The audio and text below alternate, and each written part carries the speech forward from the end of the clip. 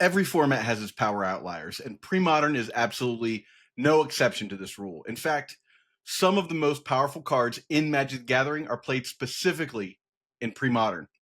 Today, we're going to discuss my personal top 10 power outliers in the Premodern format. But first, before we start the countdown, here's one honorable mention, a card that's kind of a sleeper hit when dealing with pesky permanents.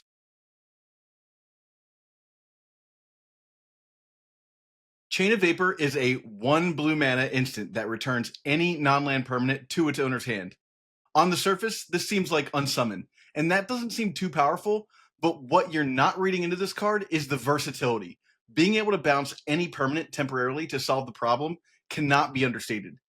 Its effectiveness in the pre-modern format to grant a temporary reprieve from a lockdown piece or an onboard trick that your opponent might be showing, you can't understate that. It can also be used to remove creatures from the board that are attacking you. If you're playing against your opponent's Phyrexian Dreadnought, it's also a source of card advantage because they're going to have to recast Dreadnought and stop its come into play trigger from happening. So you're actually netting a card there. This card is the spiritual successor to Chain Lightning and its lost cousin from Homeland's Chain Stasis. Its drawback of allowing your opponent to sacrifice a land to copy it often never comes up, as you either don't have non-lands in play or it will set them back a land. You'd be surprised how many people copy it and put themselves behind on board, and it's almost never correct to copy Chain of Vapor, although there are some times when it's specifically relevant.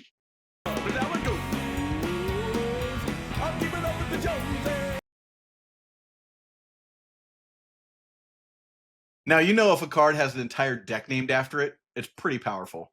And Replenish is one such card, allowing you to bring every enchantment back into play from your graveyard. It's one of the most mana efficient, powerful things you can do in this format. When combined with cards like Attunement, Parallax Tide, Parallax Wave, and Opalescence, you have an engine and a win condition. It also negates any chance that your opponent has of coming back. The only reason Replenish is as low as it is on this list is because it's 4 mana, a sorcery, and it relies on the graveyard. So that takes a bit of setting up to get going, but undeniably, it's one of the more powerful cards in the pre-modern format. 3-for-1 Trading is buying all Magic the Gathering singles and entire collections, big and small. They're one of the top trading card game traders, buying way over 1 million Magic cards a year, and they are more than happy to make an offer on your cards. In addition to sending in your cards, you'll also have a chance to sell and trade with them at MagicCon Las Vegas, taking place from June 20th to 22nd. You can support the channel by using the link 341.gg/sell-ed. Huge thanks to 3-for-1 Trading for supporting the Legacy community. Now back to the show.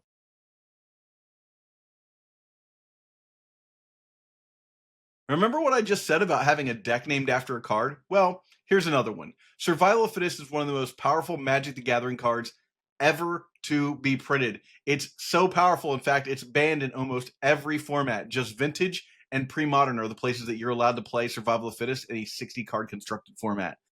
This card allows you to tutor any creature for the cost of a creature from your hand and 1 green mana. When combined with cards like Squee Goblin Nabob, which allows you to not even have to really discard a card, and the myriad of enter the battlefield creatures that exist in this format, from Wall of Blossoms, Bone Shredder, and Avalanche Rider, the card itself nets you a lot of value over the course of the game. When you can combine it with cards like Volrash Shapeshifter, Phage the Untouchable, Phyrexian Devourer, Triskelion, and Cephalid Inkshrouder, to name just a few, you can create a deck full of different styles of combos, not to mention a myriad of fairish decks that you can play with Reoccurring Nightmare and Opposition. You have here one of the most powerful cards ever printed in Magic the Gathering, and certainly one of the most powerful cards in the pre-modern format.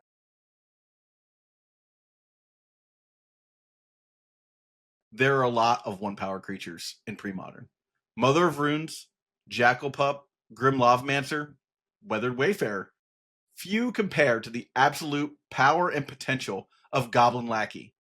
One hit with a Goblin Lackey can put the game so far out of your opponent's reach and get you so much value and put you ahead on mana advantage. The card is absolutely insane, and it's one of my least favorite cards to see on the other side of the table. Even if your opponent isn't putting a Siege Gang commander into play, cards like Goblin Ringleader and Goblin Matron can be just as devastating, not to mention Goblin Piledriver if you're playing blue. Sheesh.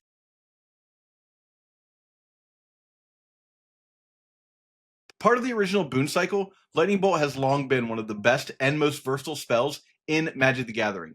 In some formats, it's the glue that holds the entire thing together, and Premodern is no exception. Working as both a piece of removal in some decks and as a win condition for others, Lightning Bolt is the rug that ties the room together. And in this format, its presence here pushes the format into a more aggressive approach. You better be gaining life or in the game fast, because Lightning Bolt players aren't waiting around till turn 25 when you can get it all together.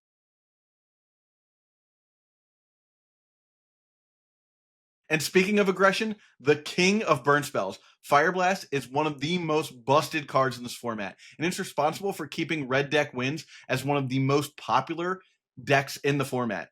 What can I say about Fire Blast that hasn't already been said? You don't need mana to play it.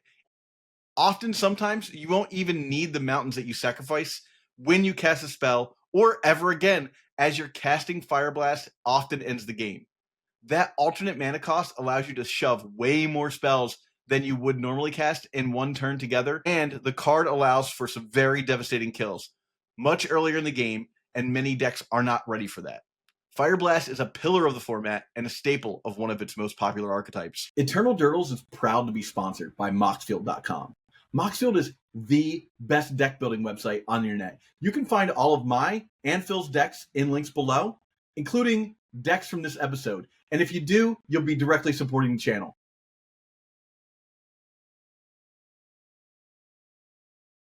Remember how I always say some cards are the glue that holds a format together? In Modern, it's Path to Exile, or perhaps even Lightning Bolt. In Legacy, of course, Force of Will is a card that comes to mind. And in Vintage, one might say it's either Red Blast or Pyroblast. One of the great things about Premodern is that I really don't feel like there's one particular card holding the entire health of the format on its shoulders. But one card that does come close is Foil. As a Stasis player, of course I love it. But plenty of other decks in this format lean on Foil to push through their combos and protect themselves from game-ending threats. Mono Blue Dreadnought is one of those decks, and of course Stasis for its own reasons, and even some versions of Mono Blue Tide. You'll note that a lot of these decks have a heavy blue count, but when combined with a card like Gush, Foil does a lot of the lifting with that alternate casting cost of discard, not exile, island, and another blue card to cast this spell for free. And that means you can tap out in this format and your opponent has to respect that you may be able to react.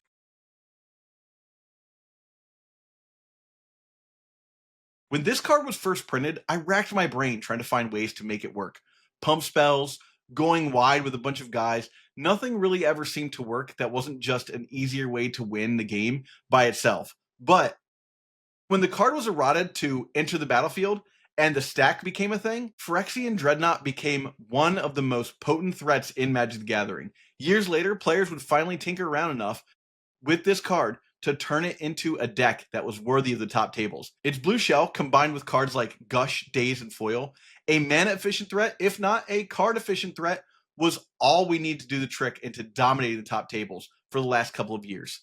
The Dreadnought decks have become sort of a format boogeyman. A question we all have to ask ourselves is, can your deck beat Dreadnought? It's warped sideboards. It's changed the way we play Premodern over its lifetime. We have to reserve a spot of respect for Phyrexian Dreadnought.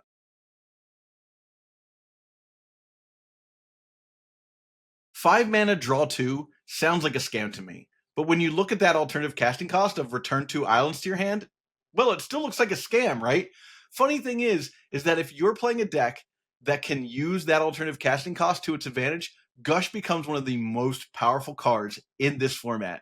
Think about returning 2 tapped islands to your hand when you have a Stasis in play, or returning 2 islands to your hand knowing that you have a foil in hand and just looking for another blue card, knowing that you can counter that spell. Or if you have a Psychotog and you're trying to do the math to see if you can kill your opponent, Gush represents about 7.5 damage all by itself, and it's not too shameful to cast it for 5 mana when you're in a pinch.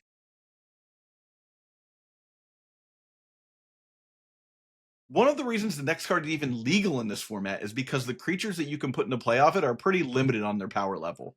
And for a long time, Oath of Druids was a card that we would look at and kind of chuckle when it was on the other side of the board.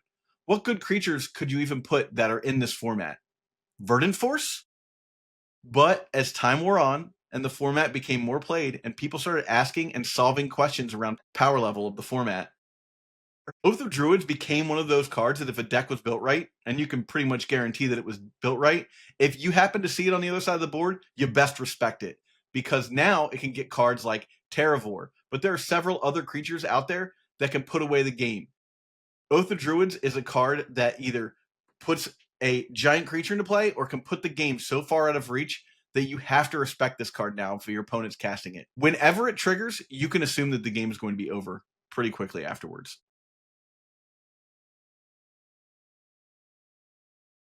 Maybe I'm biased. Maybe I'm a romantic for the old times, but I got to tell you, Parallax Tide is ultimately one of the most ridiculously amazing Magic cards ever printed into the pre-modern format.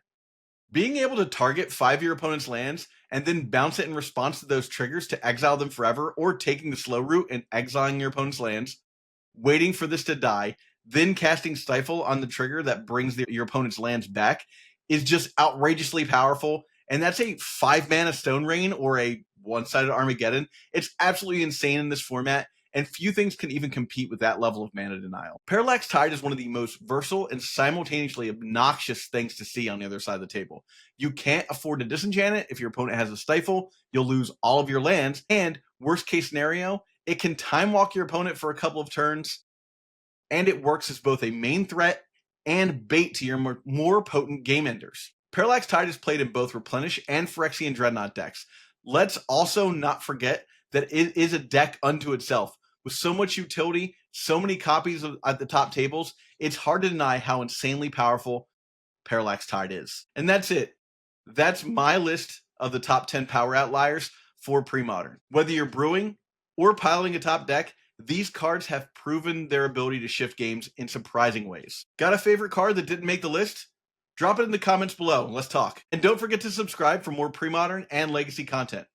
Thanks for watching. Hey, if you enjoyed this episode, hit the subscribe button. It grows the Legacy content ecosystem we all love by relaying to the platform that you are part of our passionate community. And to go even further, click the links for subscription or to support directly via Patreon to help us create more content for you. Patreon supporters get 4 exclusive extra episodes per month. If you're listening on an audio platform, head over to patreon.com/eternaldurdles. Thanks so much for your support.